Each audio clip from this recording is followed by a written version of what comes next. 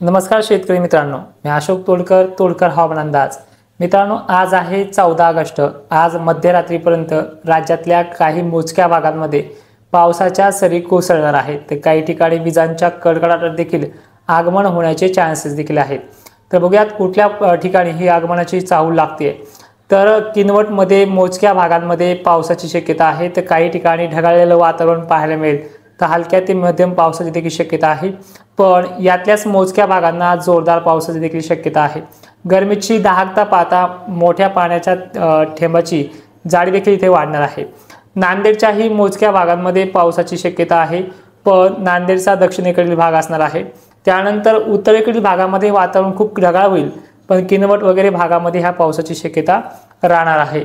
चंद्रपूर, गोंदिया, भंडारा पुढचे 3 ते 4 दिवस इथे भाग बदलत पावसाचा रडार बनलेला आहे।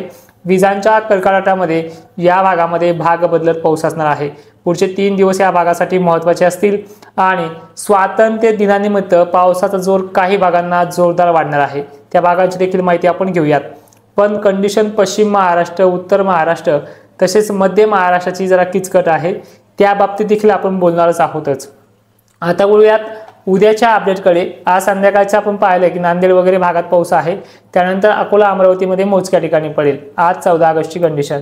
तर उद्याची जी कंडिशन आहे स्वातंत्र्य दिनानिमित्तची 15 ऑगस्टची, तर 15 ऑगस्टला सकाळच्या प्रेरला नांदेडच्या दक्षिण भागामध्येच तसेच नांदेड आणि लातूरच्या बॉर्डरलगतच्या भागांमध्ये ज्यामध्ये लोहा या परिसर येतोय, जसे की आपण कालच्या लाईव्हमध्ये संध्याकाळी जे सांगितलंय त्या पद्धतीने त्या गावांची नावे देखील लाईव्हमध्ये घेतलीत आपल्या तोडकर हवामान अंदाज चॅनलवरती।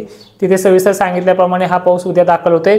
तर हा पाऊस 15 ऑगस्टला आणखीन कोणत्या भागामध्ये आपला प्रभाव टाकू शकतो, जसा जसा दिवस वरती येईल तसा तसा यवतमाळच्या दक्षिण भागामध्ये तसेच हिंगोलीमध्ये सुद्धा बऱ्याच ठिकाणी उद्या मेघगर्जनेसह हजेरी लावेल।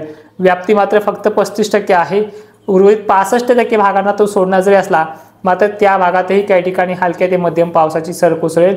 विजांच्या कडकडाटामध्ये हा पाऊस असणार आहे, काही ठिकाणी मध्यम स्वरूपाचा तर काही ठिकाणी जोरदार स्वरूपाचा। अशा प्रकारे ह्या 15 ऑगस्ट स्वातंत्र्य दिनानिमित्त याची हजेरी असणार आहे। तर तोच पाऊस पुढे चंद्रपूरकडे देखील वळणार आहे। दुपारनंतर हा पाऊस तिकडे वळेल रिसोडपर्यंत, तसेच वाशिम जिल्ह्यातही याची मजल असणार आहे। एकंदरीत चित्र उद्याचं असं होतं। त्याचबरोबर उद्याच्या 15 ऑगस्ट या दिनानिमित्त नाशिक जिल्ह्यामध्ये सुद्धा ढगाळलेलं वातावरण पाहायला मिळणार आहे।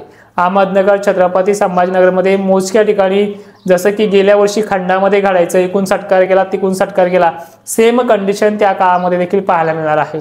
अकोला, बुलढाण्याचे चित्र गरमीच्या लेवलमुळे 1-2 ठिकाणी चांगल्या पावसाची शक्यता आहे, अन्यथा बारीक सटकारे, मध्यम सटकारे ही कंडिशन देखील आपल्याला उद्या स्वातंत्र्य दिनानिमित्त पाहायला मिळेल।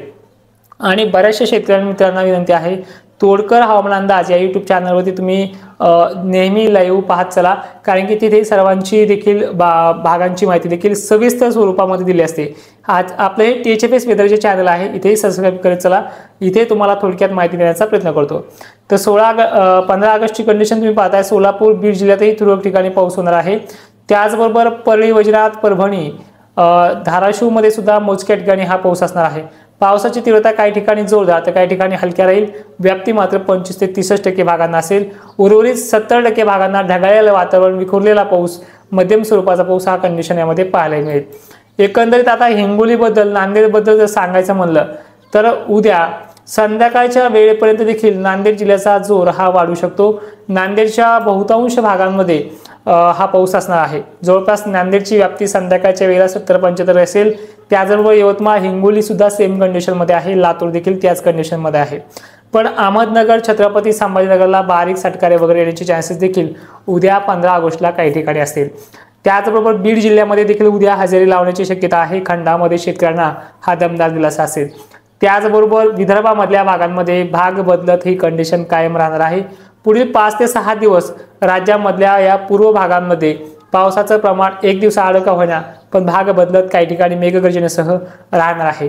मित्रांनो, या व्हिडिओमध्ये एवढंच। जाता जाता शेतकऱ्यांना अजूनही काही टिप्स देण्याच्या तयारीत आहे। ते म्हणजे मित्रांनो, सखल भागामध्ये म्हणजे पश्चिम महाराष्ट्रामध्ये तसेच छत्रपती संभाजीनगरमध्ये, जालन्यामध्येही पिकांना पाणी फोडण्याची वेळ शेतकऱ्यांवरती आली आहे। या काळामध्ये शेतकऱ्यांनी घाबरून न जाता येणाऱ्या काळामध्ये 20 तारखेपर्यंत भाग बदलत पाऊस किंवा सटकाऱ्यामागे सटकारे येण्याची शक्यता दाट आहे। त्यामुळे या जसं आपल्याला पाणी देतील तसं पाणी द्या, पण ज्या शेतकऱ्यांना पाण्याचा स्रोत नाही किंवा वेळेला पाणीच नाही अशा शेतकऱ्यांना धीर न सोडता या 22 तारखेपर्यंत, या 20 तारखेपर्यंत सटकारे मागे सटकारे काही दिवस येत चालणार आहे.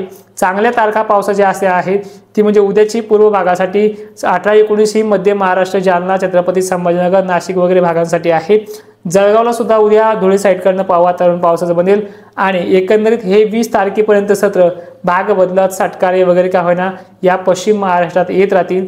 या व्हिडिओमध्ये एवढंच थांबतो मित्रांनो. अजूनही सविस्तर माहितीसाठी तोडकर हवामान अंदाज लाईव्ह नक्की बघा आणि हा व्हिडिओ बऱ्याच शेतकऱ्यांना शेअर देखील करा. जय शिवराय.